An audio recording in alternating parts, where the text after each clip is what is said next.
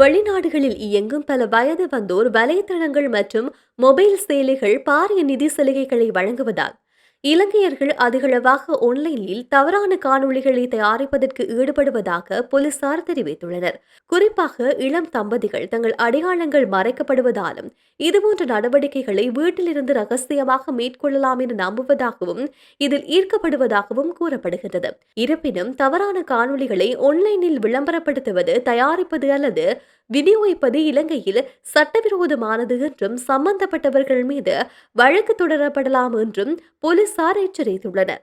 சில வலைதளங்கள் வெளிநாட்டில் இயக்கப்பட்டாலும் அவற்றில் இலங்கையிலிருந்து பங்கேற்பது குற்றவியல் குற்றங்களின் கீழ் வருவதாகவும், சமீபத்தில் ஒரு திருமணமான தம்பதியினர் தங்கள் சொந்த தவறான காணொளிகளை இங்கிலாந்து தளமாக கொண்டு பணம் செலுத்தும் வயது வந்தோர் வலைதளத்தில் பதிவேற்றியதற்காக நுகேகொட போலீசாரால் கைது செய்யப்பட்டிருந்தமை குறிப்பிடத்தக்கது.